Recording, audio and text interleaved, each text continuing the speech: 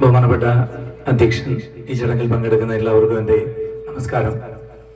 ശരിക്കും ഇങ്ങനൊരു പരിപാടിയിൽ അത്ഭുതത്തോടു കൂടിയാണ് ഞാൻ പങ്കെടുക്കുന്നത്. എന്നെ ഇതിനകത്ത് ക്ഷണിച്ചതിൽ എന്നെ ശ്രീ ബഹുമാനനായ മുൻ MLA വിളിക്കുമ്പോൾ എനിക്കേറെ സന്തോഷം തോന്നി. പ്രത്യേകിച്ച് ഇങ്ങനൊരു അനുസ്മരണ പരിപാടിയിൽ പങ്കെടുക്കാൻ സാധിക്കുന്നത്. അദ്ദേഹം ഈ സംഘാടകനാണെങ്കിലും അദ്ദേഹം വളരെ വിനയത്തോടെ അദ്ദേഹം പരിപാടിയെ നിയന്ത്രിച്ചുകൊണ്ട് മാറി നിൽക്കുന്ന ഒരു കാഴ്ച കൂടി ഞാൻ കണ്ടു. അത്രയേറെ നാടിനും നാട്ടുകാർക്കും ഏറെ പ്രിയങ്കരൻ കൂടിയായിരുന്നു ശ്രീ പത്മനാഭൻ സാർ എന്ന് മനസ്സിലാക്കാൻ അതിലൂടെ സാധിക്കുന്നുണ്ട്. ആദ്യം സ്വാഗതം പറഞ്ഞപ്പോൾ സിനിമാ നടൻ എന്ന് പറഞ്ഞപ്പോൾ നിങ്ങൾ പലരും അത് എന്താണെന്ന് ചിന്തിച്ചിട്ടുണ്ടാവാം. ശരിക്കും അടുത്ത സമയത്ത് കുറച്ച് സിനിമകളിലൊക്കെ അഭിനയിച്ചിട്ടുണ്ട്. അത് മാത്രമല്ല, ബഹുമാന്യനായ പത്മനാഭൻ സാർ അന്ത്യവിശ്രമം കൊള്ളുന്ന ഈ മണ്ണിൽ നിന്നുകൊണ്ട് ഒരുപക്ഷെ എനിക്ക് തോന്നുന്നു ആദ്യമായി ഒരു സിനിമയുടെ പൂജ നടത്തിയത് ഞാൻ കൂടി അഭിനയിക്കുന്ന ഒരു സിനിമയാണ്.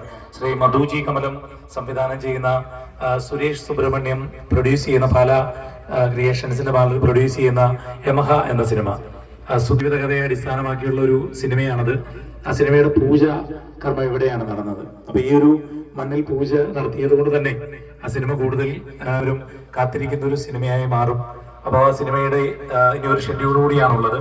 അപ്പൊ ആ ഒരു സിനിമയുടെ ഭാഗമായിരുന്നത് കൊണ്ടുകൂടിയാണ് എനിക്കിതിൽ പങ്കെടുക്കാൻ കഴിഞ്ഞത്. പത്മനാഭൻ സാറിന്റെ സിനിമകൾ എന്ന് പറയുന്നത് ശരിക്കും പറഞ്ഞാൽ സിനിമയുടെ ഒരു യൂണിവേഴ്സിറ്റിയാണ്. സിനിമയെ പറ്റി പഠിക്കാൻ ശ്രമിക്കുന്ന വിദ്യാർത്ഥികൾക്ക്, സിനിമയെ പുറത്തിരുന്ന് കാണുന്നവർക്ക്, നിരൂപകർക്കൊക്കെ ഒരുപാട് കാര്യങ്ങൾ മനസ്സിലാക്കാൻ കഴിയുന്ന സന്ദർഭങ്ങൾ ആ സിനിമയിലൂടെ നൽകിയിട്ടുണ്ട്. മൂന്നാം പക്കം എന്ന സിനിമ ശരിക്കും എത്ര തവണ കണ്ടു എന്നറിയില്ല. എപ്പൊ കണ്ടാലും നമുക്കതിൽ കണ്ണ് നിറയാതെ ആ സിനിമ